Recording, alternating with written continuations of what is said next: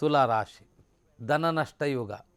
ಪೂರ್ವಾಪರ ತಿಳಿಯದೆ ಪರರಿಗೆ ಸಹಾಯ ಮಾಡುವುದರಿಂದ ಧನಹಾನಿ, ವಿವಾದ ಉಂಟಾಗುವ ಯೋಗ ಮುಂದೆ ಪ್ರಾಪ್ತವಾಗುವ ಲಕ್ಷಣ ಇದೆ.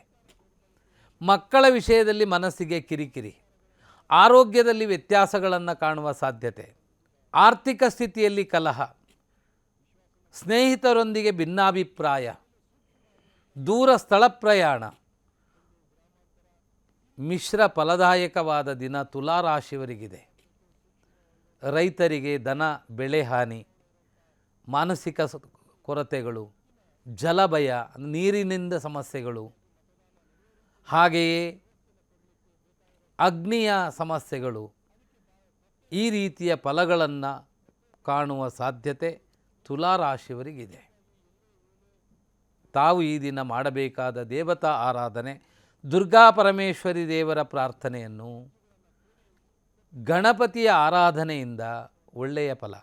ವೃಶ್ಚಿಕ ರಾಶಿ, ಈ ರಾಶಿಯವರಾದ ತಮಗೆ ಈ ದಿನ ಬಹಳಷ್ಟು ಅಭಿಷ್ಟ ಫಲಗಳನ್ನು ಪಡೆದುಕೊಳ್ಳುವ ಯೋಗ. ಅಧಿಕಾರಿಗಳಿಗೆ ಮೇಲಾಧಿಕಾರಿಗಳಿಂದ ಪ್ರಶಂಸೆಗಳೆದುರಾಗುವಂಥ ಸಾಧ್ಯತೆ, ಬಿಡುವಿಲ್ಲದ ಕೆಲಸ ಕಾರ್ಯಕ್ಷೇತ್ರದಲ್ಲಿ ಒತ್ತಡಗಳು ಅಧಿಕವಾಗುವಂತಹ ಸಾಧ್ಯತೆ, ಆರ್ಥಿಕ ಸ್ಥಿತಿಯ ಪ್ರಗತಿ ಉಂಟಾಗುವ ಸಾಧ್ಯತೆ, ಬೇರೆಯವರ ಮಾತು ಕೇಳಿ ಆಪಾದನೆಗೆ ಗುರಿಯಾಗುವ, ಅಪರಾಧ ಮಾಡುವ ಯೋಗಗಳು ಉಂಟಾಗಬಹುದು. ಜಾಗ್ರತೆ. ಸಮರ್ಪಕವಾಗಿ ತಿಳಿದು ವ್ಯವಹರಿಸಿದರೆ ಶುಭ. ವ್ಯಾಪಾರಸ್ಥರಿಗೆ ಅಭಿಷ್ಟ ಫಲ. ಹೊಸ ಭೂಮಿ ಸಂಬಂಧಪಟ್ಟಂತಹ ವ್ಯವಹಾರಕ್ಕೆ ಅಭಿಷ್ಟ ಫಲಗಳು. ಅದರಿಂದ ತಿಳಿದು ಹೆಜ್ಜೆ ಇಟ್ಟರೆ ದಿನಪೂರ್ಣ ಶುಭ ಫಲವನ್ನು ಪಡೆದುಕೊಳ್ಳುವ ಯೋಗ ನಿಮ್ಮ ಪಾಲಿಗೆ ಉಂಟಾಗುತ್ತೆ. ತಾವು ಸುಬ್ರಹ್ಮಣ್ಯ ದೇವರ ಪ್ರಾರ್ಥನೆಯನ್ನು, ದತ್ತಾತ್ರೇಯ ದೇವರ ಆರಾಧನೆ, ಗುರು ಆರಾಧನೆಯನ್ನು ಮಾಡುವುದರಿಂದ ಒಳ್ಳೆಯದು. ಧನುರಾಶಿ, ಈ ರಾಶಿಯವರಾದ ತಮಗೆ ಈ ದಿನ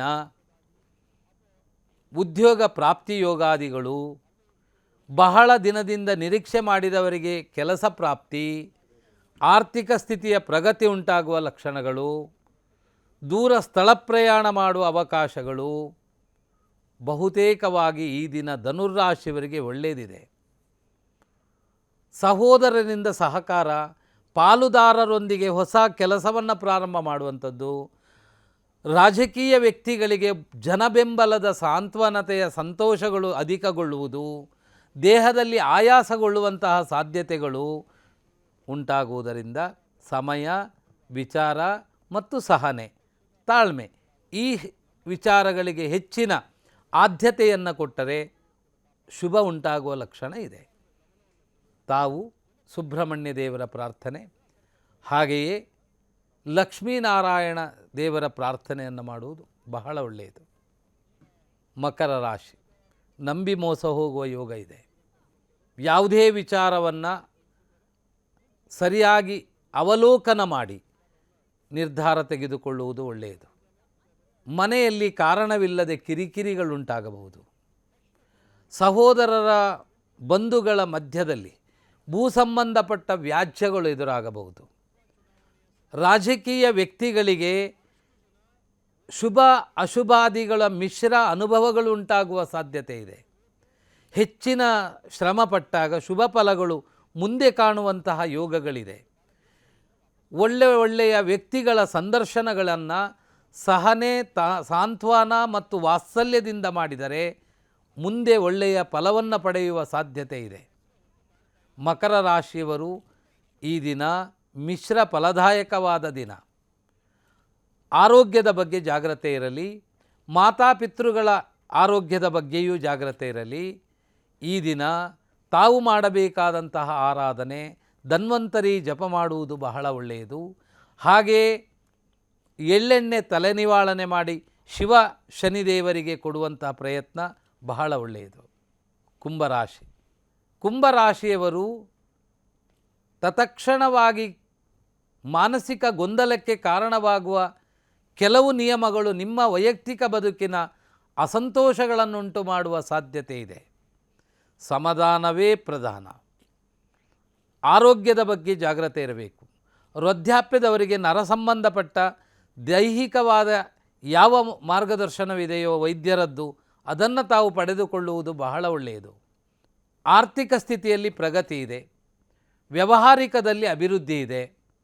ಆದರೆ ನಂಬಿ ಮೋಸ ಹೋಗುವ ಯೋಗವು ನಿಮ್ಮ ಪಾಲಿಗೂ ಈ ದಿನ ಉಂಟಾಗುವ ಲಕ್ಷಣವಿದೆ. ಸರಿಯಾಗಿ ತಿಳಿದವರೊಂದಿಗೆ ಕೇಳಿ ಈ ದಿನದ ಹಣಕಾಸಿನ ವ್ಯವಹಾರಕ್ಕೆ ಹೆಚ್ಚಿನ ಗಮನ ಕೊಟ್ಟಾಗ ಶುಭ. ರಾಜಕೀಯ ವ್ಯಕ್ತಿಗಳಿಗೆ ಮಿಶ್ರ ಫಲದಾಯಕ. ತಾವು ಮಾಡಬೇಕಾದ ಈ ದಿನದ ದೇವತಾರಾಧನೆ ಸುಬ್ರಹ್ಮಣ್ಯ ದೇವರ ಪ್ರಾರ್ಥನೆಯನ್ನು ಮಾಡಿ. ಶನಿದೇವರ ಆರಾಧನೆಯಿಂದ ಒಳ್ಳೆಯ ಫಲ.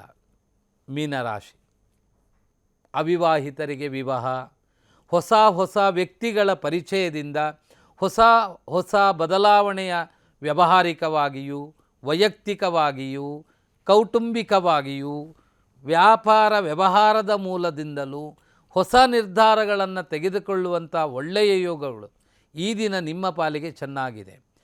ಶುಭ ಔತಣ ಕೂಟಗಳಲ್ಲಿ ಭಾಗವಹಿಸುವಂಥ ಅವಕಾಶಗಳು ಇದೆ. ಪಾಲುದಾರರೊಂದಿಗೆ ಹೊಸ ಆಯಾಮವನ್ನು ಜೋಡಿಸಿಕೊಳ್ಳುವ ಸಾಧ್ಯತೆಗಳಿದೆ. ಅಭಿಷ್ಟ ಫಲಗಳನ್ನು ಪಡೆಯುವ ಎಲ್ಲ ಯೋಗಗಳು ಮೀನರಾಶಿಯವರಿಗೆ ಈ ದಿನ ಇದೆ. ಉದ್ವೇಗ ದ್ವಂದ್ವ ಸ್ವಭಾವವನ್ನು ಬಿಟ್ಟು ಏಕಚಿತ್ತದಲ್ಲಿ ಈ ದಿನವನ್ನು ನಿರ್ಣಯ ಮಾಡಿದರೆ ಒಳ್ಳೆಯ ಫಲವನ್ನು ಪಡೆಯುವ ಸಾಧ್ಯತೆ ಉಂಟಾಗುತ್ತೆ. ಮಕ್ಕಳ ವಿಷಯದಲ್ಲಿ ಸಮಾಧಾನಕರವಾದ ವಾರ್ತೆಯನ್ನು ಕೇಳುವ ಸಾಧ್ಯತೆ ಇದೆ. ಬಹುತೇಕವಾಗಿ ಶುಭ ಫಲವಿದೆ. ಸುಬ್ರಹ್ಮಣ್ಯ ದೇವರ ಆರಾಧನೆ ಹಾಗೆ ದೇವಿ ಆರಾಧನೆಯನ್ನು ಮಾಡುವುದರಿಂದ, ಕುಂಕುಮಾರ್ಚನೆಯನ್ನು ಕ್ಷೇತ್ರದಲ್ಲಿ ಮಾಡುವುದರಿಂದ ಒಳ್ಳೆಯ ಫಲ ಉಂಟಾಗುತ್ತೆ. ವೀಕ್ಷಕರೇ, 12 ರಾಶಿಯ